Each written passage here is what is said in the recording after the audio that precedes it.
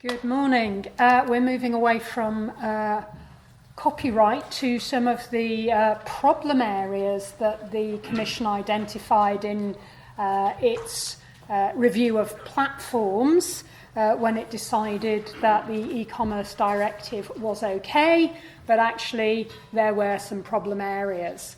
I've summarised this as hate speech and protection of minors.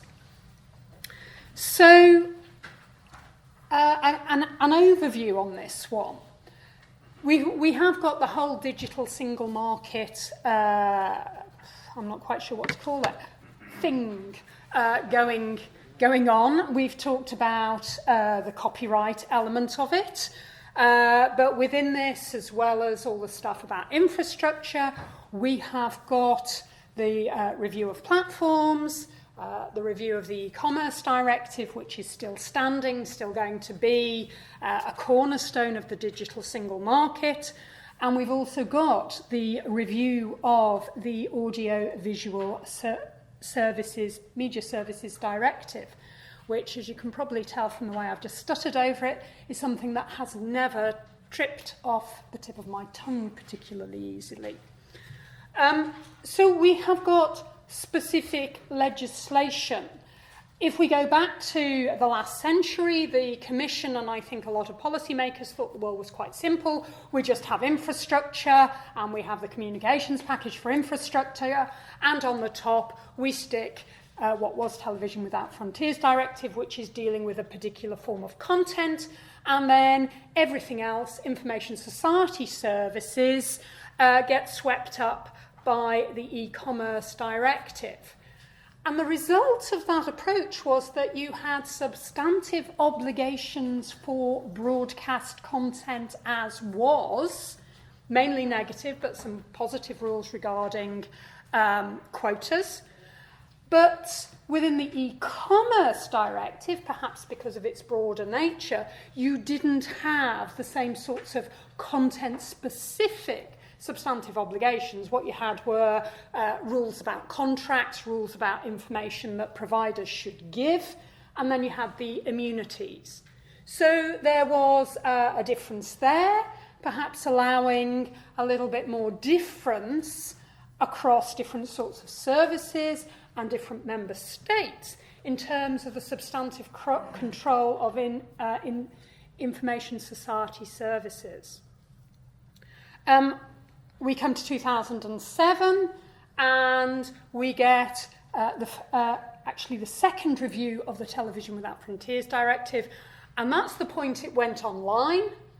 That's the point at which it turned into Audiovisual Media Services Directive. We have got other legislation that affects this particular area if we're looking at it as a problem area.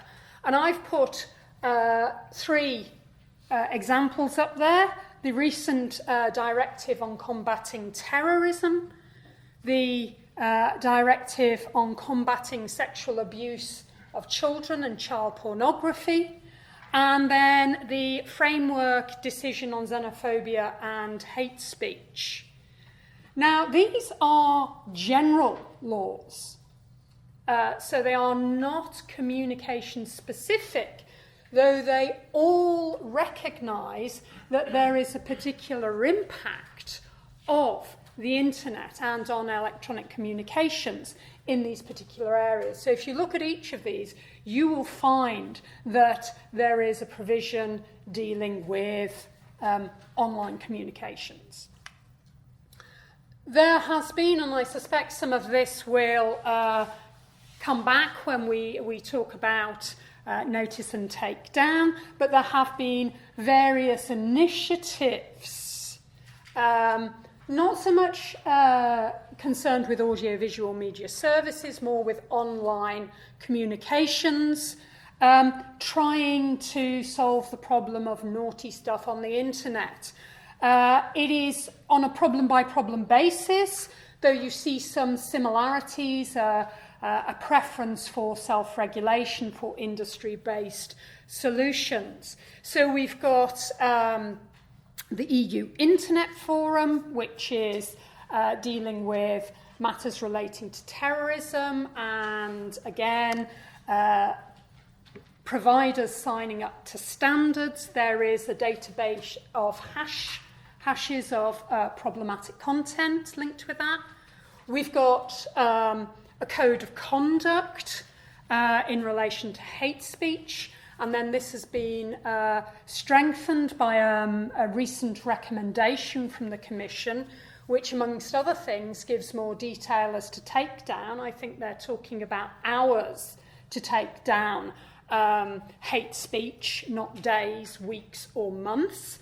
And then there's a whole tranche of bodies and cooperation for protection of children. And I've just given the example of InHope there.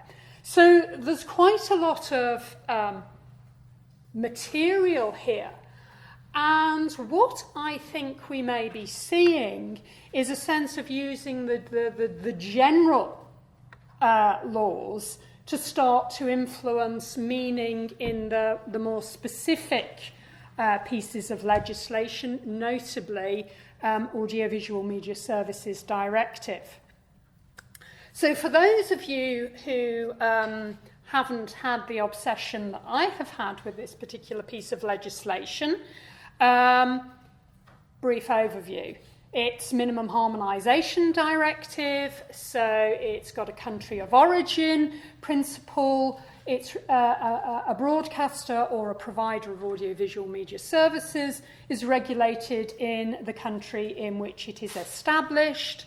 There is quite a lot of case law about where people are established, because obviously broadcasters can broadcast across borders, and there were lots of concerns about anti-abuse, so people manipulating the single market. And in its quite extensive and complicated provisions, it is different from the e-commerce directive. So that is a way where the boundary between the two is important. As I said, 2007, the directive was extended to some online services, the key element of which was that they were television-like. So this was, sort of level playing field sort of concern. The boundary's always been problematic. There is a list of criteria that an audio-visual media service must satisfy to fall within the directive, and some of those are open to interpretation. There's no overlap with information society services, though, so that it is one or the other, as we saw in 2007. There are some similarities, so it's economic, it's over an electronic communications network, but one of the key elements of audiovisual media services is that there is someone with editorial control. And when you talk about user-generated content and sites like YouTube, that's the thing that the site claims it does not have. Of course, you can argue about how precise a editorial control might have to be. Are we talking about decisions about what goes in the individual item of content? Are we talking about the sorts of content? Oh, we'll have a drama or a documentary. Are we talking about the sorts of programmes that we would have in a channel? BBC One is a general interest channel. BBC Four has history documentaries on it. So there is a problem about editorial control, even within the sphere of audiovisual media services. And then you have the question about where do we draw the line? What is the difference between Netflix and YouTube, for example? But we can see, I've given you a quote up there from the recitals, that private websites and services consisting of the provision or distribution of audio-visual content generated by private users for the purposes of sharing and exchange within communities of interest are not within the regulatory schema of the Audiovisual Media Services Directive as currently enforced. The directive had a two-tier system. It distinguished between what we might call traditional broadcasting, that's linear services, which were subject to a full-scale regime, the Television Without Frontiers Directive effectively. And there were provisions on hate speech, there were provisions on the protection of minors, and two levels of concern about children. So the merely harmful and content which might seriously impair them. The Audiovisual Media Services Directive also contained rules about commercial content, both for the online and for the television-like services, the television services, slightly more stringent for TV than online. All services were subject to a general provision relating to hate speech, which was not well defined. So what's going to happen? Well, I'm guessing a bit here because we're in trilogue. We seem to have been in trilogue for a long while. The Estonian presidency had said it hoped to get things done by Christmas, and it failed in that aspiration. The Bulgarian presidency said it would take it over.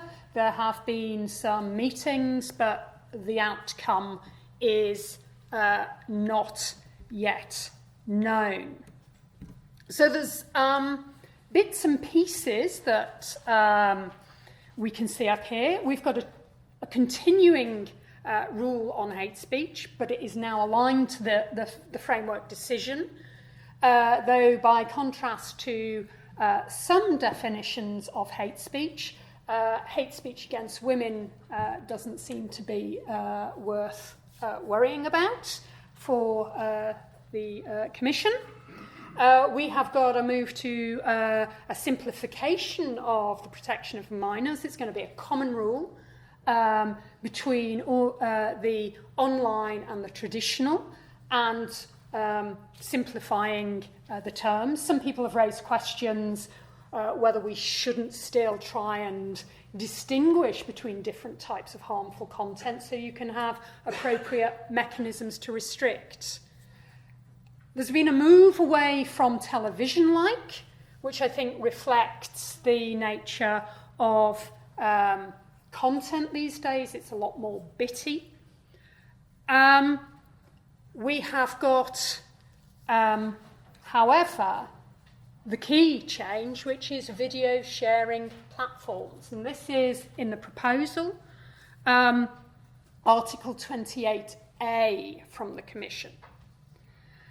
And I have just flagged up there a question about what we do with terrorism and other illegal content on the broadcast and the audiovisual media services, as well as with regards to video sharing platforms. Now, the idea, the big headline news is that although video sharing platforms do not satisfy the criteria of an audiovisual media service, they are still going to be subject to some provisions in the Audiovisual Media Services Directive. So we are having some regulation of video sharing platforms coming in. And although there have been differing responses from the institutions as to video sharing platforms, they're all working on the basis that that provision is going to be there. They're not saying, let's take this out. What they're doing is fiddling with what it means, what it covers, what it requires. So I think unless they give up on the revision process totally, I think we're going to see a provision on video sharing platforms. The other thing I'd like to flag is the use of the word platform, because it seems like we've got a new language coming in. We used to talk about, sort of broadcasters, and then we had intermediaries, and we thought about them in different ways. We are getting a change of language, and I think in particular the use of the word platform is trying to signal something different from an intermediary or a pure intermediary. And that's maybe what's making it possible for people to talk about video sharing platforms and regulation. So this is what the Commission proposed. This is the main obligation. And you can see that there are two categories: protect minors from content which may impair their physical, mental or moral development. And then you've got this extended version of hate speech. So member states are to ensure that platform providers do this. So the obligation to act seems to be going on the platform providers within a framework set by the states. But it's not clear what protect requires. And some people have questioned whether ex post responses, such as takedown, is sufficient, or whether we're going to see some ex ante requirements coming in. So, a question whether we start moving back to filtering or other technological measures. And I think we can probably see some similarities with what Martin was pointing out with the way we talk about technology in the Digital Single Market Copyright Directive as well. So we then have Article 28A2, which sets out a range of activities that we might expect to see. And they're essentially self and co-regulatory measures. So, sort of setting out relevant and appropriate terms and conditions and enforcing them, the use of user flagging mechanisms, user rating mechanisms as to content, but then we move into some that might be a bit ex ante, so age verification mechanisms, parental controls, and also the need for the platform to explain to users what the flagging mechanisms and the rating mechanisms mean. Now, there is a difference between the approach of the Council and the Commission. In fact, there was also a big difference between the approach of the Culture Committee, which wanted just to stick video sharing platforms in with the audiovisual media services, but that didn't come through. The Commission list in 28.2 is an exhaustive list, seemingly, whereas the Council agreed negotiating position says shall include as appropriate, and also adds media literacy to the list. But it is clearly suggesting that we're not limited to this. Interestingly, in the concerns, the Council also added terrorism. So there were three. It was child pornography, essentially. Pornography, hate speech, and terrorism. So there is a big difference in approach there. And this is backed up if we look at Article 28.5, because the Commission said states can't take stricter measures, save in relation to illegal content. So for the categories identified in 28.1, they were stuck with just taking the sorts of actions in 28.2.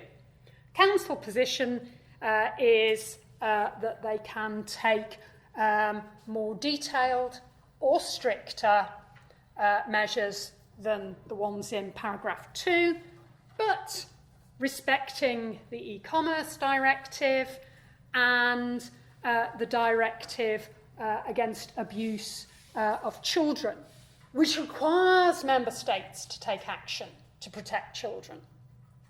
They have an obligation to ensure that problematic content comes down.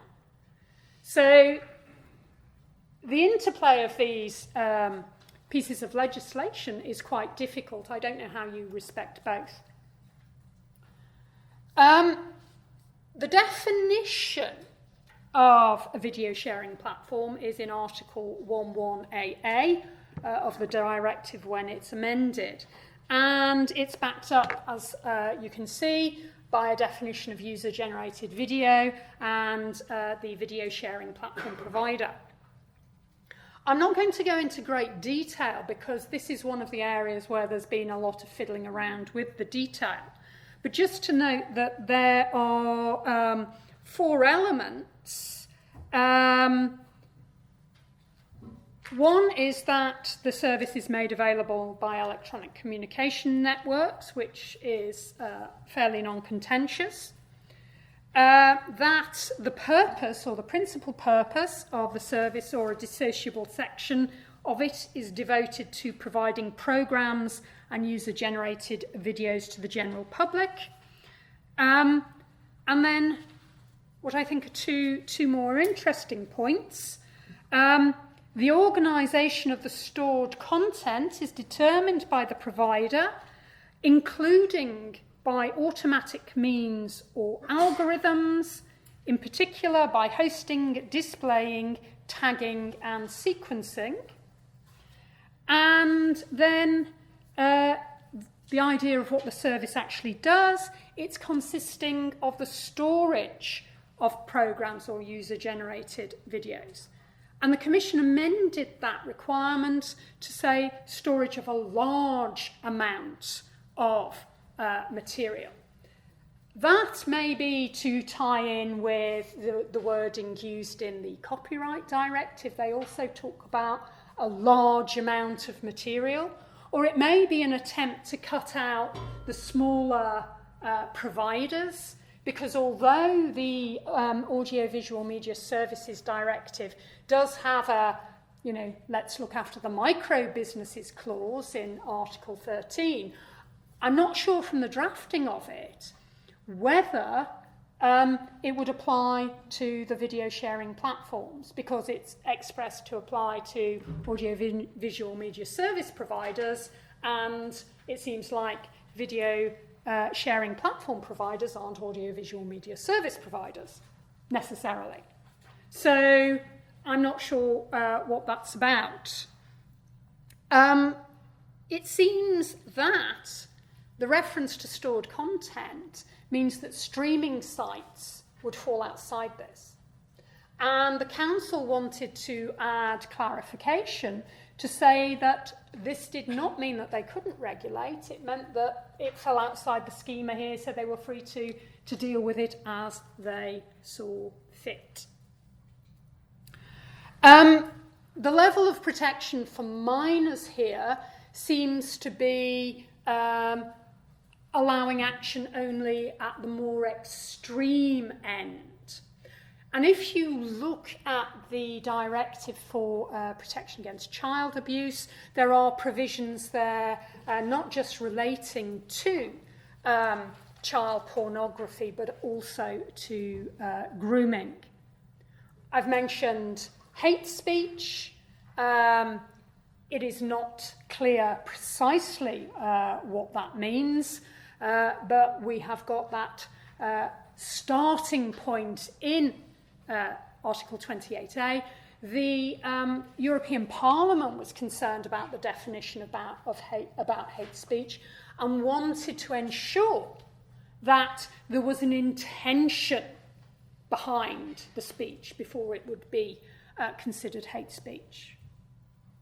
Terrorism is as defined in the directive, and again, it is a directive which requires member states to take down and to take measures in that regard. Illegal content. There is a reference in there to illegal content. So this exception from the control in 28.1 and 28.2 doesn't apply to illegal content, not defined. There is a Commission document that lists what it thinks illegal content might be. Terrorist content, xenophobic or racist or illegal speech, illegal hate speech, child sexual abuse, breaches of intellectual property rights, and unsafe products. So this is, I think, covering some of the points. As I said, it's the whole thing is expressed to be without prejudice to Articles 14 and 15. As I've said, we've got this condition 2 on the hosting, displaying, tagging and sequencing. And going back to points made earlier is how active does a video sharing platform need to be before it's deemed not to be a neutral host anyway. So if you're not neutral host, you're not going to be troubling Article 14.